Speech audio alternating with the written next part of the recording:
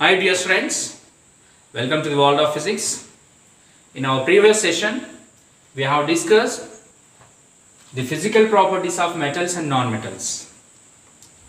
So really, up to some extent, metals and non-metals physical properties are reliable in order to differentiate from given list of materials which are metals and which are non-metals. Now I am going to explain you about the chemical properties of metals and non-metals.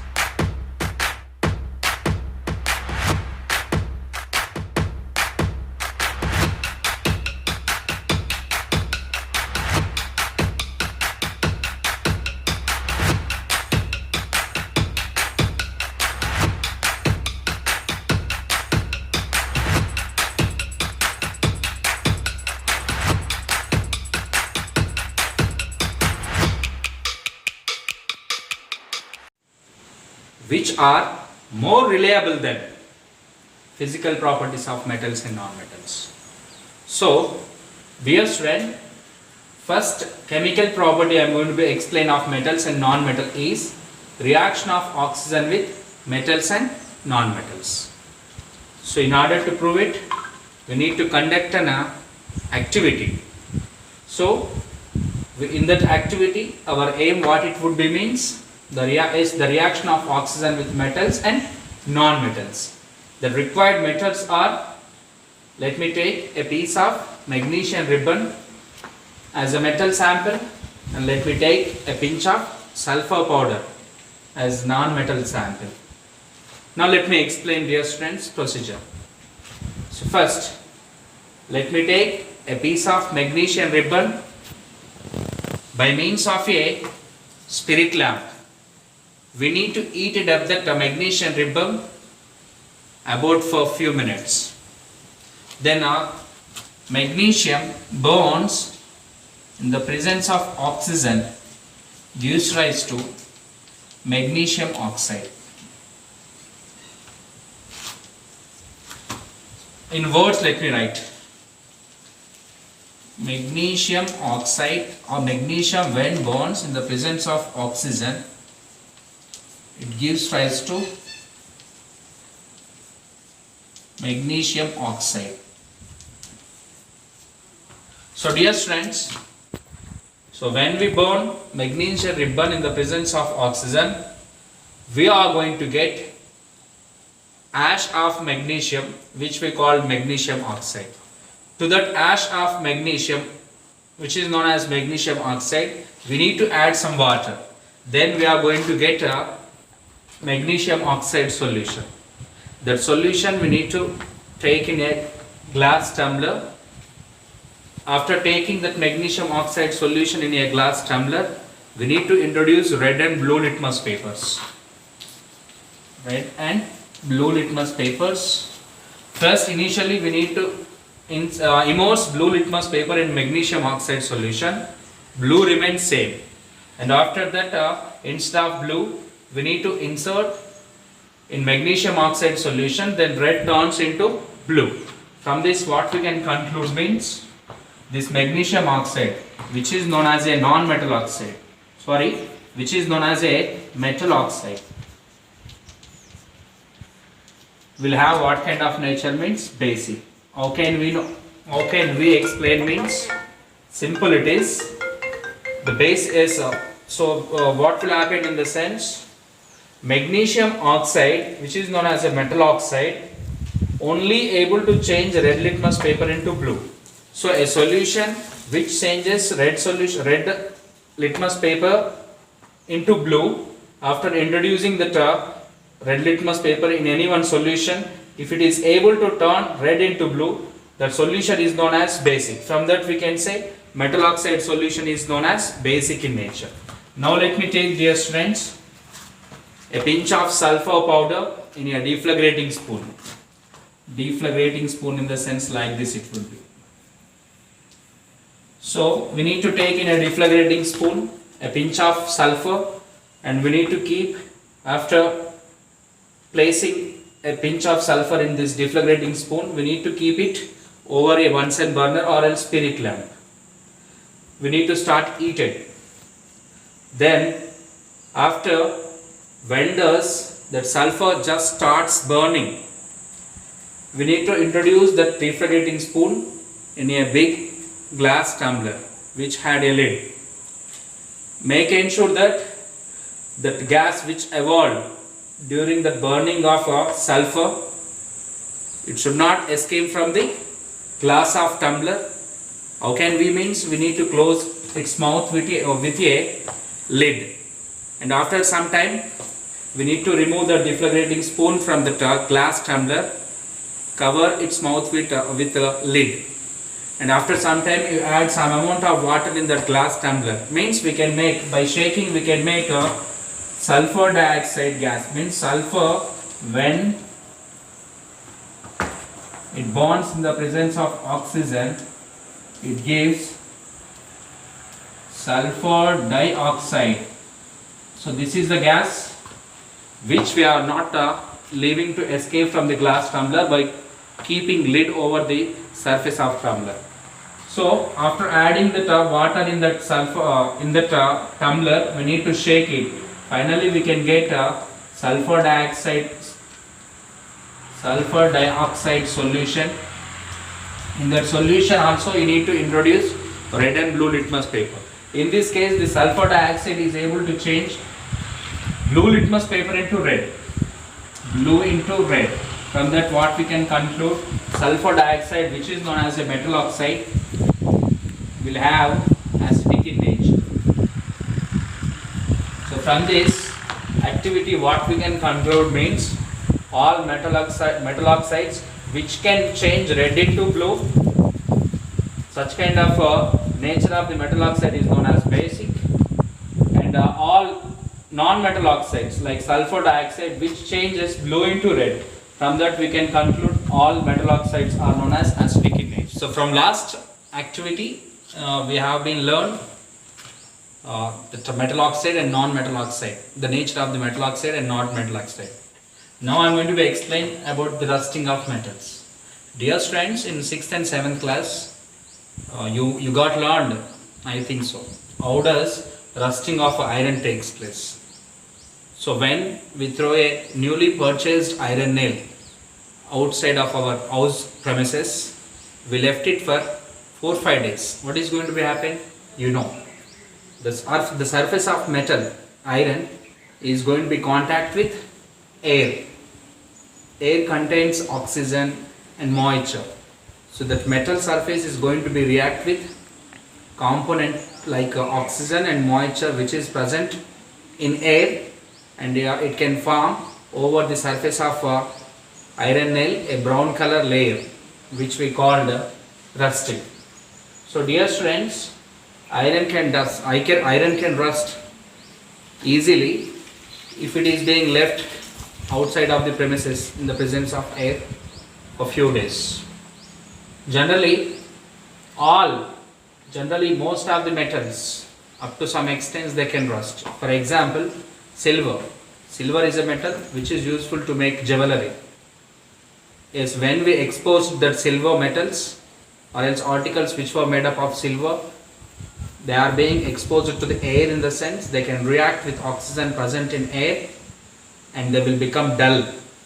What color they are going to be obtained? In the sense black. And as well as that copper vessels or else the statues which were made up of copper will become dull green. So this is different colors they are going to get due to this rusting. There were a few other metals also which cannot rust, like gold and platinum. These are the two metals which do not rust. Even they are being exposed to the air, they are not going to react with components of air, they won't rust. Now let me explain, dear students, is human body a metal or non-metal? Metal or non-metal? And we know, my dear students, our human body is made up of completely water, and 99% of human body consists of just 6 elements. So out of 99, 65% of human body is made up of oxygen, whereas 18% of carbon with that human body is made up of, whereas with 10% of hydrogen our human body is made up of. 3% nitrogen, 1.5% calcium, 1% phosphorus. From above these 6 elements, apart from calcium, rest of the all are non-metals. So from that what we can conclude means, yes, our human body is mostly made up of non-metals. Now let me explain reaction of metals and non-metals with water. Dear students, yes, how does these metals can react with water? Are all metals are going to be react with water or not? I am going to be explaining. For that, we have to take very highly reactive metal like sodium. Sodium, whose symbol is Na. That Latin name of the sodium is natrium. From this metal, dear students, we need to take this sodium, which is known as extremely active metal, which is being stored in kerosene. We need to take a glass of trough. We need to fill it with half of water and collect sodium, a piece of sodium from kerosene. Keep over a filtered paper. After blotting the kerosene from that sodium, you need to cut a small piece from sodium, and remaining part of the sodium again we need to keep inside the kerosene itself. By means of a forceps, all the piece of sodium which we collected and drop inside the glass of trough which contains half of the water. Then we can observe sodium is going to be float on the surface of water with hissing sound. So from that, dear students, sodium can react with water. Replace sodium with other metals like gold, iron, aluminium. Seriously, even after 5 minutes also they are not going to react with water. So from that, only few metals can react with water, and all of the non-metals will not react with water. Apart from sodium, rest of the metals and non-metals, mostly they won't react with water. So these are the reactions. Till now we learned reaction of oxygen with metals and non-metals. Is human body a metal or non-metal? And rusting, how does it takes place? Reaction of metals and non-metals with water. So in next what we are going to be learn. So reaction with acids with metals and non-metals means how does metals can react with acids and non-metals can react with acids. I am going to be explaining. Generally non-metals like carbon, sulfur, iodine, generally they do not react with acids. Let me conclude initially itself. But whereas metals can react with acids. Let me take a simple example. Take a small test tube, add a few granules of zinc. After add 10 ml of hydrochloric acid by means of a dropper. Then what is going to be happen means zinc is going to react with hydrochloric acid, gives zinc chloride. A gas is going to be evolved, which is known as hydrogen gas. So near that outlet of the gas of the test tube, we introduced a burning matchstick. Matchstick is being put off with a pop sound. From that we can conclude that evolved gas is known as hydrogen. In same way, I replaced instead of hydrochloric acid, if I used sulfuric acid, same. So zinc, when does react with sulfuric acid? It gives zinc sulfate and as well as hydrogen gas. So most of the metals, they are going to react with acids. Up to a few of them they can react up to some extent. And finally, they are going to give hydrogen gas. So now let me explain, dear student, next topic, reactivity of metals. So this is very important, reactivity of metals. You know, in our previous topic we got discussed reaction of sodium with water. Yeah, sodium is able to react with water, but generally other metals they do not. And rusting of metals also we have been discussed. So from this what we can say means the reactivity of metals are going to be differ from one to another. No doubt about it. Few of the metals they are highly reactive, few of the metals are low reactive metals. So let me give one example, this reactivity of metals in order to understand. So let me take in a glass of copper sulfate solution. introduced by means of a forceps a piece of zinc. When does copper sulfate zinc react? Zinc is able to displace copper from copper sulfate. In another example, same as it is copper sulfate we need to take in a glass after, but we need to introduce by means of a forceps iron. Iron also able to displace copper from copper sulfate. So from these equations we can understand one thing. Zinc and iron, these both are highly reactivity metals which can displace copper. So zinc is high reactivity than copper. Iron is highly reactivity metal than copper. In same way, can low reactivity metals can displace high reactivity means not. Let me give one example. From here what we can understand in the sense, high reactivity metals like zinc and iron can displace low reactivity metal like copper. Whereas inversely means is it going to take opposite means no. Let me give example for that. Instead of that, take zinc sulfate. Instead of copper sulfate, we need to take zinc sulfate. When does zinc sulfate react with copper? His reaction is going to take place means no. Why? Because copper is low reactivity metal which cannot displace. Copper is low reactivity metal which cannot displace zinc. In same way, iron sulfate you take. When does it react with copper? Can it displace means it won't, because copper also known as low reactivity than iron, which is known as iron. So from this what we can conclude means just highly reactivity metals can displace low reactivity, whereas low reactivity metals cannot displace highly reactivity. So dear students, this is about reactivity of metal. Now in this lesson, very important part I would like to teach now, which is nothing but known as uses of metals and non-metals. Initially let me go through the uses of non-metals. Non-metals like carbon, sulfur and iodine. These are the three very important non-metals which are useful in our daily life. Carbon, which is known as very important which is known as very important non-metal.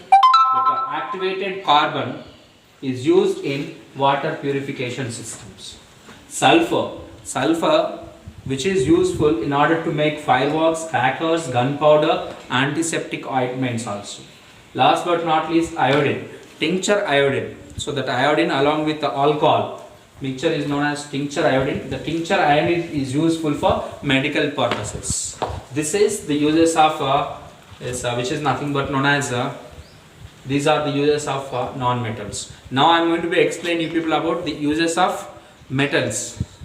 So we got already learned about the uses of metals in our previous classes.